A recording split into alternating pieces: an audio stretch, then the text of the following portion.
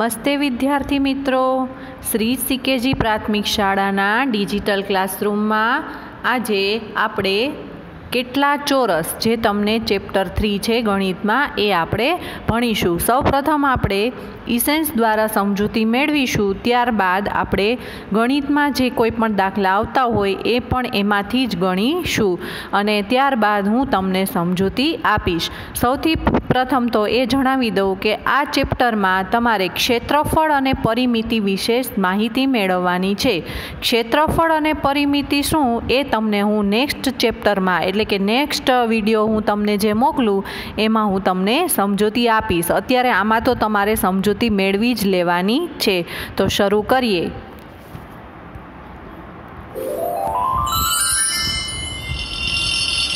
પ્રકરણ 3 કેટલા ચોરસ.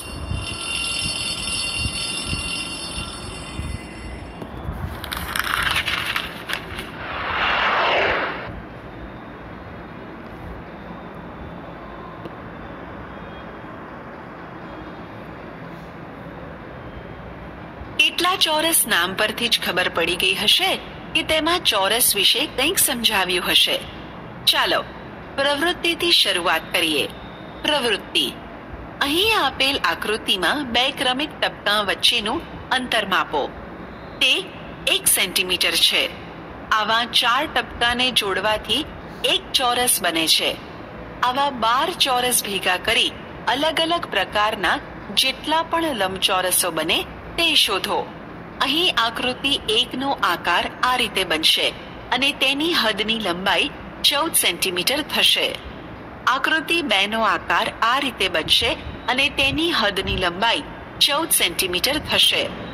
આકૃતિ 3 નો આકાર આ રીતે બનશે અને તેની હદની લંબાઈ 16 સેન્ટીમીટર થશે. આમ આપણે દોરેલ આકૃતિ પરથી હદની લંબાઈ કેવી રીતે શોધાય તે જોયું. પણ તમને ખબર છે હદની લંબાઈને પરિમિતિ કહે છે. હવે આપણે હદની લંબાઈની જગ્યાએ પરિમિતિ શબ્દ વાપરીશું. પરિમિતિ સમજવા બીજી એક પ્રવૃત્તિ કરીએ. આપેલ આકૃતિઓની બાજુની લંબાઈ માપપટ્ટીની મદદથી માપો અને તેમની પરિમિતિ શોધો.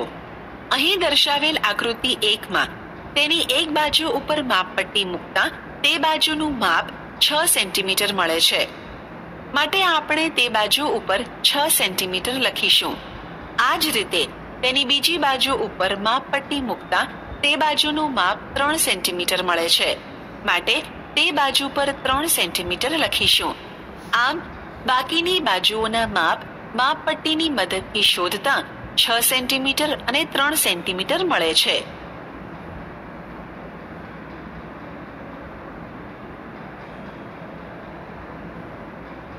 આમ આકૃતિ 1 ની બધી બાજુના માપનો સરવાળો 18 સેન્ટીમીટર મળે છે. આમ બધી બાજુઓના માપનો સરવાળો એટલે પરિમિતિ. આમ આકૃતિ 1 ની પરિમિતિ 18 સેન્ટીમીટર થાય. આ જ રીતે આકૃતિ 2 ની પરિમિતિ 21 સેન્ટીમીટર, આકૃતિ 3 ની પરિમિતિ 14 સેન્ટીમીટર, આકૃતિ 4 ની પરિમિતિ 18 સેન્ટીમીટર, આકૃતિ 5 ની પરિમિતિ 20 સેન્ટીમીટર મળે છે. આ બધી આકૃતિઓમાં આકૃતિ 2 ની પરિમિતિ સૌથી વધુ છે, જ્યારે આકૃતિ 3 ની પરિમિતિ સૌથી ઓછી છે. પરિમિતિ સમજ્યા બરાબર ને? ચાલો ક્ષેત્રફળ સમજવા એક પ્રવૃત્તિ કરીએ. ચિત્રમાં દર્શાવ્યા મુજબ એક નોટબુકના કોરા કાગળ ઉપર વધુમાં વધુ તમે કેટલી વસ્તુ ગોઠવી શકો છો? ગોઠવેલી વસ્તુની કિનારી ઉપર પેન્સિલ ફેરવી કાગળ ઉપર તેની છાપ લઈ એક પછી એક વસ્તુ ઉપાડતા જાઓ.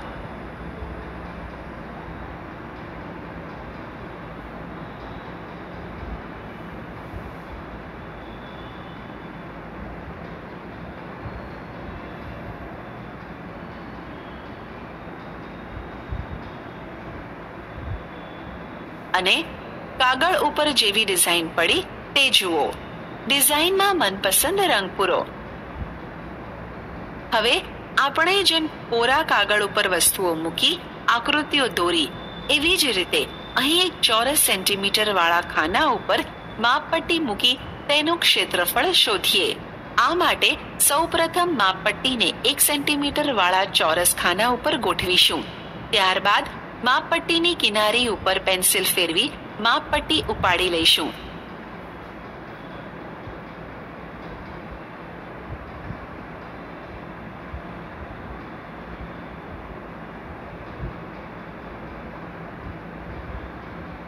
ત્યારબાદ પેન્સિલથી અંકન કરેલ ભાગ કેટલા ખાના રોકે છે તેની ગણતરી કરીશું. ગણતરી કરતા 30 ખાના મળે છે. માટે માપપટ્ટીએ રોકેલ જગ્યાનું ક્ષેત્રફળ બરાબર 30 ચોરસ સેન્ટીમીટર થાય. માપપટ્ટીએ ઢાંકેલ કુલ ચોરસ ખાના માપપટ્ટીનું ક્ષેત્રફળ દર્શાવે છે. જેટલા ખાના તેટલા ચોરસ એકમ ક્ષેત્રફળ થાય. યાદ રાખો, વસ્તુએ સપાટી પર રોકેલી જગ્યાને તે વસ્તુના ક્ષેત્રફળ તરીકે ઓળખવામાં આવે છે. વસ્તુની સપાટીનું ક્ષેત્રફળ જાણવા માટે 1 ચોરસ સેન્ટીમીટર ખાનાવાળા કાગળ કે આલેખપત્રનો ઉપયોગ કરવામાં આવે છે. દરેક ચોરસ ખાનાનું માપ સરખું હોય તેને ચોરસ ક્ષેત્રફળ તરીકે દર્શાવવામાં આવે છે. ઉપર સામાન્ય રીતે 1 સેન્ટીમીટર ગુણ્યા 1 સેન્ટીમીટર માપના ચોરસ ખાના હોય છે. ખાનાનું માપ સેન્ટીમીટરમાં હોય તો તેનું ક્ષેત્રફળ ચોરસ સેન્ટીમીટરમાં લખાય છે. જો મીટરમાં હોય તો ચોરસ મીટરમાં લખાય છે.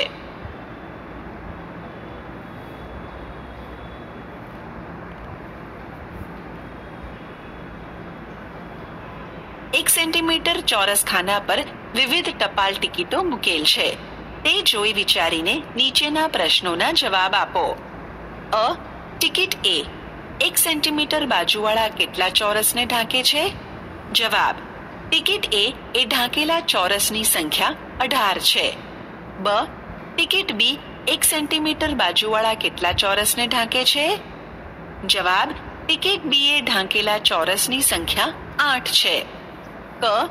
કઈ ટિકિટનું ક્ષેત્રફળ સૌથી વધારે છે?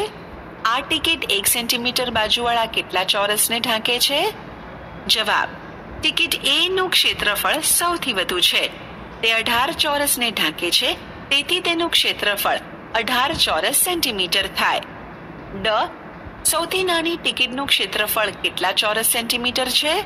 તથા સૌથી નાની ટિકિટ અને સૌથી મોટી ટિકિટના ક્ષેત્રફળનો તફાવત કેટલા ચોરસ સેન્ટીમીટર છે?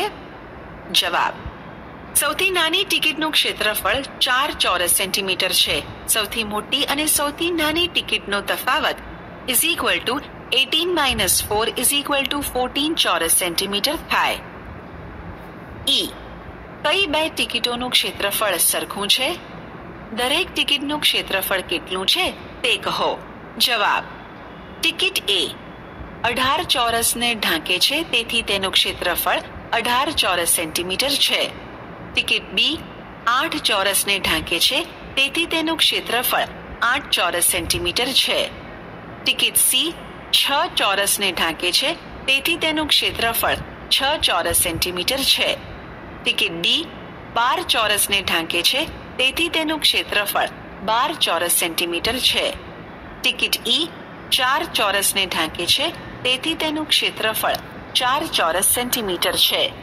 ટિકિટ એફ 12 ચોરસને ઢાંકે છે, તેથી તેનું ક્ષેત્રફળ 12 ચોરસ સેન્ટીમીટર છે.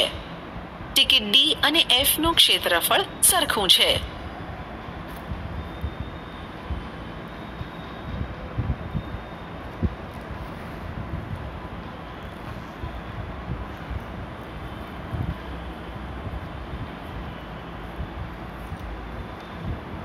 સ્વપ્રયત્ન. તમે જૂની ટપાલ ટિકિટનો સંગ્રહ કરો. તેને ચોરસ ખાના પર ગોઠવી તેની પરિમિતિ અને ક્ષેત્રફળ શોધો.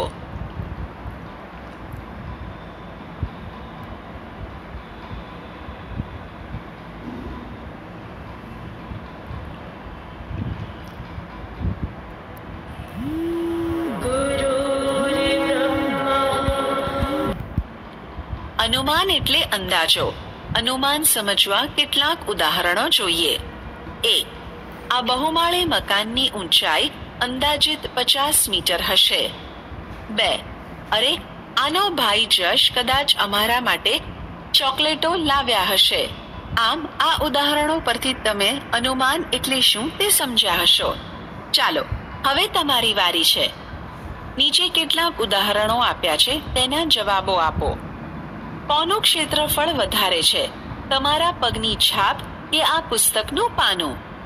આપેલ ચિત્રને જોઈને કહો કોનું ક્ષેત્રફળ વધારે છે. એક સાથે બધા કહે છે 100 રૂપિયાની નોટનું. અહીં ગણતરી નથી દર્શાવી, ફક્ત અનુમાન કરવાનું છે. તેથી પ્રવૃત્તિ: મારો હાથ કેટલો લાંબો? તમારી અને તમારા મિત્રની હથેળીમાંથી કોની હથેળી મોટી છે તે કેવી રીતે શોધશો? જો તમે આ શોધી શકો તો પછી તમે બીજા પ્રશ્નોનો ઉત્તર પણ સરળતાથી આપી શકો. ચાલો તમારી અને તમારા મિત્રની હથેળીનું ક્ષેત્રફળ શોધીએ. આનો જવાબ કદાચ તમને ખબર છે. તમારા અને તમારા મિત્રની હથેળીમાંથી કોની હથેળી મોટી છે તે શોધવા સૌપ્રથમ એક ચોરસ સેન્ટીમીટર ખાનાવાળા કાગળ પર તમારી હથેળી મૂકો અને આ રીતે પેન્સિલથી લાઈન કરી તમારી હથેળી ઉઠાવી લો.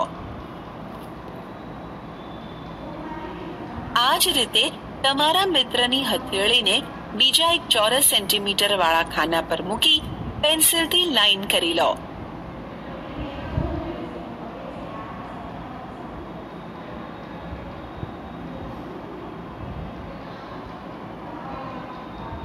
અહીં ફક્ત આખા ચોરસની જ ગણતરી કરીશું. હવે આપણે આખા ચોરસનો સરવાળો કરીશું. આકૃતિ 1 માં આખા ચોરસોની સંખ્યા બરાબર 9, પણ આપણે ફક્ત આખા ચોરસ લઈશું, તેથી તમારી હથેળીનું માપ 9 ચોરસ સેન્ટીમીટર થશે. તેવી જ રીતે આકૃતિ 2 માટે આખા ચોરસ હોય તેવા ચોરસની સંખ્યા 18, તેથી તમારા મિત્રની હથેળીનું માપ 18 ચોરસ સેન્ટીમીટર થશે. આના પરથી કહી શકીએ કે તમારા મિત્રની હથેળીનું માપ મોટું હશે. ચાલો આપણે બીજી પ્રવૃત્તિ કરીએ. તમારી અને તમારા મિત્રના પગની છાપમાંથી કોના પગની છાપ મોટી છે કે બંને પગની છાપનું ક્ષેત્રફળ સરખું છે? આપણે કેવી રીતે ક્ષેત્રફળની ગણતરી કરી તે તમે જાણો છો. બસ એ જ રીતે પગની છાપનું ક્ષેત્રફળ શોધીશું. અરે, તમારા બંનેના પગની છાપ તો સમાન છે, કારણ કે તમારો પગ લાંબો છે ને તેનું ક્ષેત્રફળ 16 ચોરસ સેન્ટીમીટર છે, જ્યારે તમારા મિત્રનો પગ પહોળો છે પણ તેના પગની છાપનું ક્ષેત્રફળ પણ 16 ચોરસ સેન્ટીમીટર છે.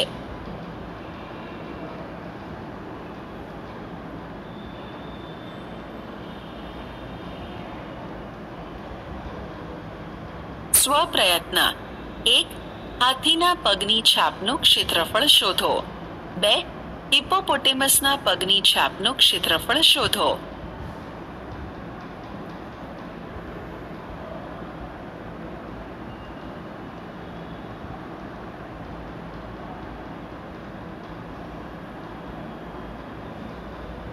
અહીંયા કેટલાક પ્રાણીઓના પગની છાપના વાસ્તવિક કદ દર્શાવ્યા છે. શું તમે અનુમાનથી તેમના પગનું ક્ષેત્રફળ કહી શકશો? કયા પ્રાણીના પગની છાપનું ક્ષેત્રફળ અને તમારા પગની છાપનું ક્ષેત્રફળ સરખું હશે તે અનુમાનથી કહો. અહીં આપેલ મરઘીના પગની છાપનું ક્ષેત્રફળ અનુમાનથી કહીએ તો 3 ચોરસ સેન્ટીમીટર હશે. તેવી જ રીતે અનુમાનથી કહીએ તો કૂતરાના પગની છાપનું ક્ષેત્રફળ 8 ચોરસ સેન્ટીમીટર, વાંદરાના પગની છાપનું ક્ષેત્રફળ 14 સેન્ટીમીટર, ચિમ્પાન્ઝીના પગની છાપનું ક્ષેત્રફળ 20 ચોરસ સેન્ટીમીટર છે. તમારા પગની છાપનું ક્ષેત્રફળ એ વાંદરા તથા ચિમ્પાન્ઝીના પગની છાપના ક્ષેત્રફળ સાથે કદાચ મળતું આવશે. ઝડપથી ક્ષેત્રફળ મેળવવા નાના ચોરસની જગ્યાએ મોટા ચોરસ કે લંબચોરસ બનાવો, જેથી ઝડપથી ગણી શકાય. ચાલો આ રીતે ગણતરી કરી જોઈએ. અહીં વાઘના પગની છાપ મોટા ચોરસમાં બતાવેલ છે. આ રીતે લંબચોરસ અને ચોરસ બનાવી તેની ગણતરી કરીશું. શું તમે કહી શકશો તેના પગની છાપનું ક્ષેત્રફળ કેટલા ચોરસ સેન્ટીમીટર છે? અડધા અને પોણા ભાગના ચોરસ ધ્યાનમાં લેવાના નથી. આખા ચોરસ ગણતા 31 ચોરસ સેન્ટીમીટર મળે. એટલે કે વાઘના પગની છાપનું ક્ષેત્રફળ 31 ચોરસ સેન્ટીમીટર મળે. શું તમે કહી શકશો આ જવાબ સાચો છે? ચાલો હું તમને સમજાવું. અત્યાર સુધી આપણે ફક્ત આખા ચોરસને જ ધ્યાનમાં રાખીને ક્ષેત્રફળ શોધ્યું છે. તેથી અડધા ચોરસ અને પોણા ચોરસને ગણતરીમાં ન લેતા ચોક્કસ માપ મળતું નથી. ચાલો હવે આપણે એવા ઉદાહરણો જોઈશું કે જેમાં આપણે અડધા ચોરસને પણ ગણતરીમાં સમાવેશ કરીશું, જેથી કરી આપણને કોઈ પણ વસ્તુ કે પદાર્થનું ચોક્કસ ક્ષેત્રફળ મળી શકે. સમજૂતી. અહીં આપેલ આકૃતિ જુઓ. ચાલો તમે મને જણાવશો કે આનું ક્ષેત્રફળ કેટલું છે. ચાલો હું તમને બતાવું આનું ક્ષેત્રફળ કેવી રીતે શોધાય. આ આકૃતિ ત્રિકોણની છે. તે બે ચોરસવાળા લંબચોરસથી અડધું છે. તેથી તેનું ક્ષેત્રફળ 2 × 1/2 = 1 ચોરસ સેન્ટીમીટર થશે. આમ આપેલ ત્રિકોણનું ક્ષેત્રફળ 1 ચોરસ સેન્ટીમીટર થશે. જોયું કેવી રીતે ચોક્કસ ક્ષેત્રફળ મળ્યું? ચાલો આવા બીજા કેટલાક ઉદાહરણો જોઈએ. અહીં આપેલ આકારનું ક્ષેત્રફળ શોધો. અહીં આપેલ આકાર 8 ચોરસથી બનેલા લંબચોરસથી લગભગ અડધો છે. તેથી તેનું ક્ષેત્રફળ 8 × 1/2 = 4 ચોરસ સેન્ટીમીટર. માટે આપેલ આકારનું ક્ષેત્રફળ 4 ચોરસ સેન્ટીમીટર થશે. નીચે આપેલા આકારનું ક્ષેત્રફળ શોધો. ઉકેલ. આકૃતિ એ 12 ચોરસવાળા લંબચોરસથી અડધો છે.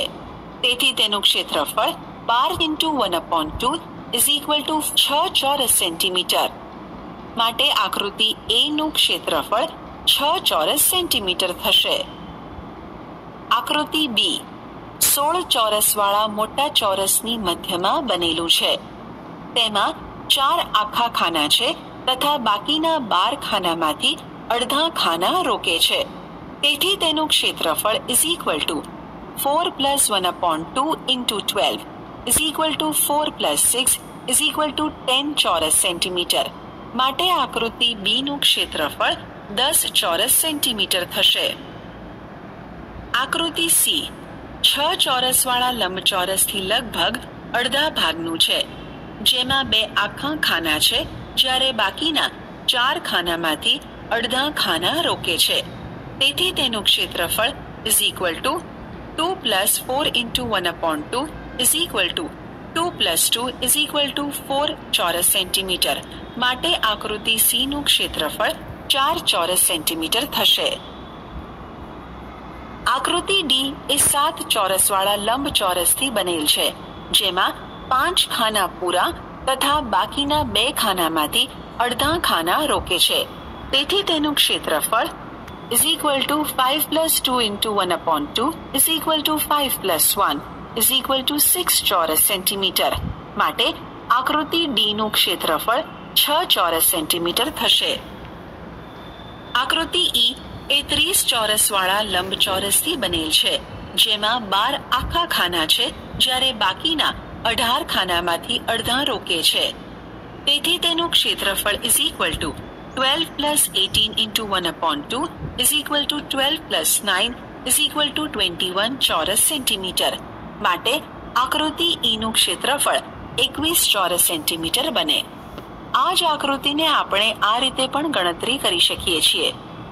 9 ચોરસથી બનતો અડધો ત્રિકોણ + 12 ચોરસથી બનતો ચોરસ + 9 ચોરસથી બનતો અડધો ત્રિકોણ = 9 × 1/2 + 12 + 9 × 1/2 = 4.5 + 12 + 4.5 = 21 ચોરસ સેન્ટીમીટર. આમ આકૃતિ ઈ નું ક્ષેત્રફળ 21 ચોરસ સેન્ટીમીટર થાય. આકૃતિ એફ એ 16 ચોરસવાળા મોટા ચોરસથી બનેલ છે, જેમાં 4 આખા ખાના છે, જ્યારે બાકીના લગભગ 8 ખાનાના અડધાથી બને છે. તેથી તેનું ક્ષેત્રફળ = 4 plus 8 into 1 upon 2 is equal to 4 plus 4 is equal to 8 ચોરસ સેન્ટીમીટર. માટે આકૃતિ F નું ક્ષેત્રફળ 8 ચોરસ સેન્ટીમીટર બને. શું તમે કહી શકશો દર્શાવેલા બંને મોટા ત્રિકોણના ક્ષેત્રફળ સરખા છે? ચાલો ગણતરી કરી ચકાસીએ. પહેલો ત્રિકોણ 20 ચોરસવાળા ખાનાથી બનતા લંબચોરસથી અડધો છે, તેથી તેનું ક્ષેત્રફળ is equal to 20 into 1 upon 2 is equal to 10 ચોરસ સેન્ટીમીટર. માટે પહેલા ત્રિકોણનું ક્ષેત્રફળ 10 ચોરસ સેન્ટીમીટર થશે.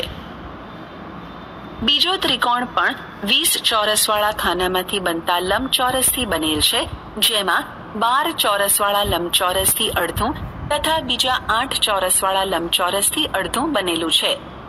તેથી તેનું ક્ષેત્રફળ is equal to 12 into 1 upon 2 plus 8 into 1 upon 2 is equal to 6 plus 4 is equal to 10 ચોરસ સેન્ટીમીટર.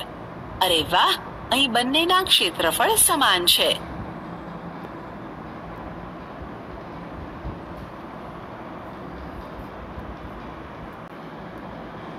પ્રવૃત્તિ. નીચેની આકૃતિ એવી રીતે પૂર્ણ કરો કે જેનું ક્ષેત્રફળ 10 ચોરસ સેન્ટીમીટર થાય. પહેલો આકાર આ રીતે બનશે.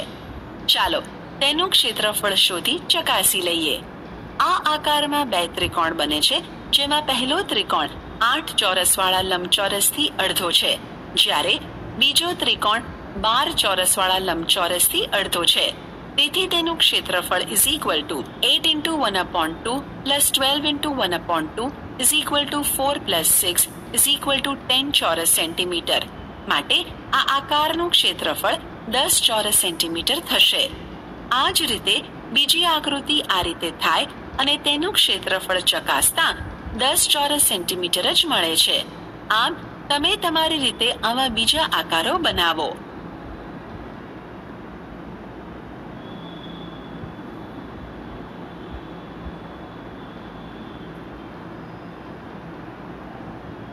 સ્વપ્રયત્ન. આ એક આકારની બાજુ છે. આકારનું ક્ષેત્રફળ 4 ચોરસ સેન્ટીમીટર થાય તે રીતે આકાર પૂર્ણ કરો. 2. અહીંયા એક આકારની બે બાજુઓ દોરેલી છે. બીજી બે બાજુઓ એવી રીતે દોરો કે જેથી તેનું ક્ષેત્રફળ 2 ચોરસ સેન્ટીમીટરથી ઓછું થાય.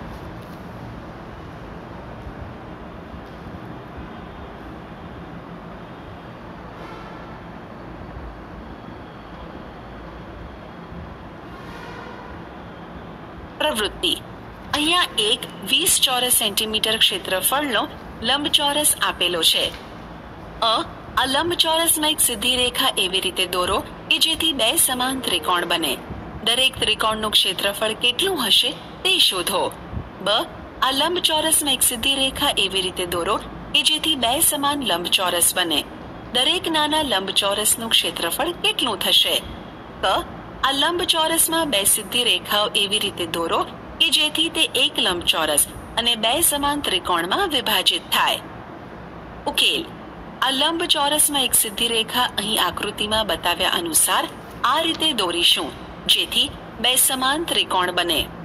બે સમાન ત્રિકોણો 20 ચોરસથી બનેલા છે, તેથી બે સમાન ત્રિકોણમાંથી તે દરેક એટલે કે એક ત્રિકોણનું ક્ષેત્રફળ is equal to 20 into 1 upon 2 is equal to 10 ચોરસ સેન્ટીમીટર.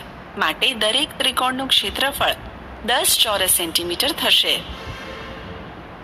આ લંબચોરસમાં એક સીધી રેખા આકૃતિમાં બતાવ્યા અનુસાર આ રીતે દોરીશું કે જેનાથી બે સમાન લંબચોરસ બને. બે નાના લંબચોરસ એક મોટા લંબચોરસના ક્ષેત્રફળમાંથી બને છે, જે 20 ચોરસ ખાનાથી બનેલું છે. તેથી નાના લંબચોરસનું ક્ષેત્રફળ બરાબર મોટા લંબચોરસનું ક્ષેત્રફળ into 1 upon 2 is equal to 20 into 1 upon 2 is equal to 10 ચોરસ સેન્ટીમીટર. માટે દરેક નાના લંબચોરસનું ક્ષેત્રફળ 10 ચોરસ સેન્ટીમીટર થાય. આ લંબચોરસમાં બે સીધી રેખાઓ આકૃતિમાં બતાવ્યા અનુસાર આ રીતે દોરીશું કે જેથી એક લંબચોરસ અને બે સમાન ત્રિકોણમાં વિભાજિત થાય. નાનો લંબચોરસ 10 ચોરસ ખાનામાંથી બને છે, તેથી તેનું ક્ષેત્રફળ 10 ચોરસ સેન્ટીમીટર થશે, જ્યારે બાકીના બે ત્રિકોણો 10 ખાનાવાળા ચોરસથી બનતા લંબચોરસથી બને છે. તેથી એક ત્રિકોણનું ક્ષેત્રફળ બરાબર લંબચોરસનું ક્ષેત્રફળ into 1/2 is equal to 10 into 1/2 is equal to 5 ચોરસ સેન્ટીમીટર. માટે દરેક ત્રિકોણનું ક્ષેત્રફળ 5 ચોરસ સેન્ટીમીટર થશે. અહીં એક પોયડો આપેલ છે, તે ધ્યાનથી સાંભળો તથા જુઓ અને તેને કેવી રીતે ઉકેલશો તેનું પણ ધ્યાન આપો. પોયડો. અહીં ચોરસ ખાના દર્શાવેલા છે. કાગળમાં એક નાના ચોરસની બાજુ માપો. આવા 5 ચોરસનો ઉપયોગ કરીને આપણે જેટલા આકાર બનાવી શકીએ તેટલા આકારો બનાવીશું. ઉકેલ. અહીં આપણે 5 ચોરસનો ઉપયોગ કરી નીચેના આકારો બનાવ્યા છે. 5 આકારોનો ઉપયોગ કરી ટી જેવો આકાર બનાવ્યો છે. 5 આકારનો ઉપયોગ કરી આઈ જેવો આકાર બનાવ્યો છે. 5 આકારનો ઉપયોગ કરી ઝેડ જેવો આકાર બનાવ્યો છે. 5 આકારનો ઉપયોગ કરી ઊંધો ટી બનાવેલો છે. 5 આકારનો ઉપયોગ કરી પ્લસ સરવાળા જેવો આકાર બનાવેલો છે.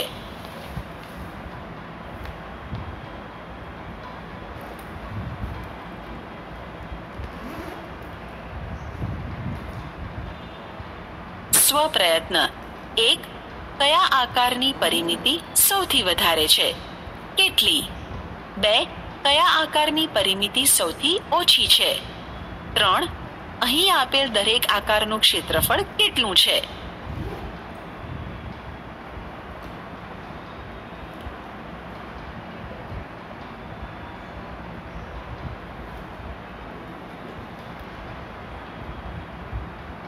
આશ્ચર્ય. આપણે 5 ચોરસોની મદદથી 12 આકારો મેળવ્યા, ખરું ને? જુઓ, અહીં આકૃતિમાં ધ્યાનથી જુઓ.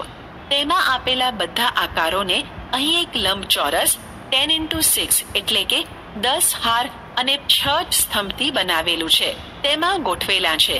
તમને જાણતા આશ્ચર્ય થશે કે આ લંબચોરસ 10x6 માં 5 ચોરસ વડે રચાતા આકારને 2000 થી વધુ રીતે ગોઠવી શકાય છે.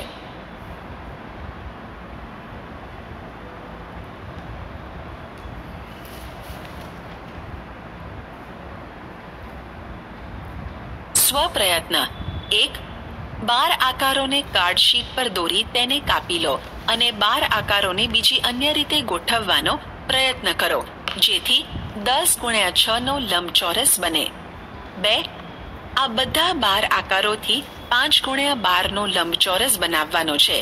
તેના માટે પણ 1000 કરતા વધારે રીતો છે. તમે અહીં આવી અલગ અલગ 5 રીતો શોધો.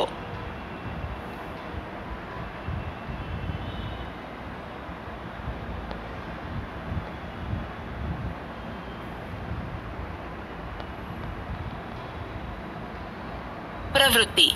શતરંજના બોર્ડ પર 12 આકારોના સમૂહ લઈ રમત રમવી. સાધનો: શતરંજનું બોર્ડ, 12 આકારો. રમવાની શરૂઆત. આ રમત રમવા ઓછામાં ઓછા 2 જણની જરૂર હોય છે.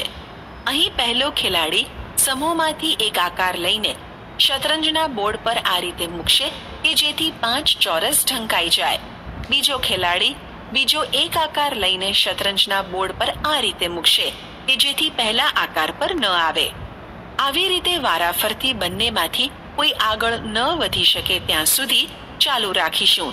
જે છેલ્લો આકાર મૂકશે તે વિજેતા ગણાશે. તમારી પોતાની લાદી બનાવો. અગાઉના ધોરણમાં આપણે તળિયાની તરહ શીખી ગયા છીએ એ યાદ કરી લઈશું. આપણે એક સાચી લાદી પસંદ કરી તેને ત્યાં સુધી લગાડવાની હતી કે જેથી વચ્ચે કોઈ જગ્યા ના રહે, ખરું ને?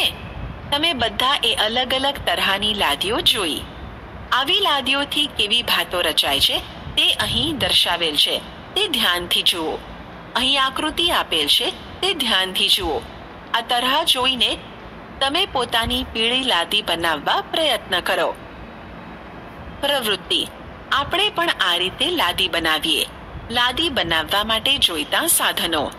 સાધનો: કાર્ડશીટ કે જાડા કાગળનો ટુકડો, સ્કેલ, પેન્સિલ.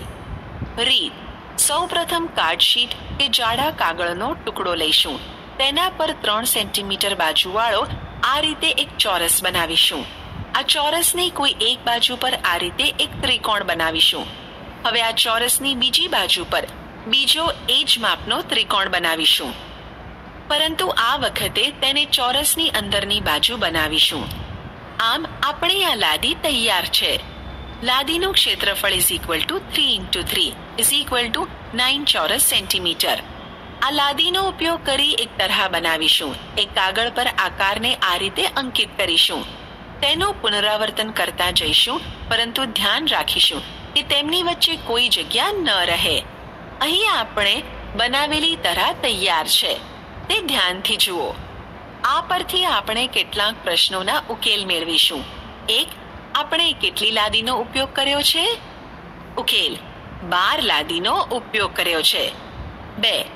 અહીંયા જે તળિયાની તરહ બનાવી છે તેનું ક્ષેત્રફળ કેટલું છે? ઉકેલ: તળિયાની તરહનું ક્ષેત્રફળ is equal to 12 × 3 is equal to 36 ચોરસ સેન્ટીમીટર થશે. કેવી રીતે તે તમે બધા જાણો છો. જાતે પ્રયત્ન કરો ક્ષેત્રફળ મેળવવા.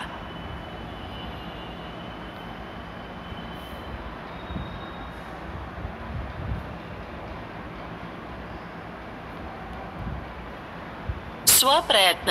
આવા જ બીજા આકારો સ્વપ્રયત્ને લાદી સ્વરૂપે બનાવીને તમારી નોંધપોથીમાં અલગ અલગ ચિત્રો બનાવો.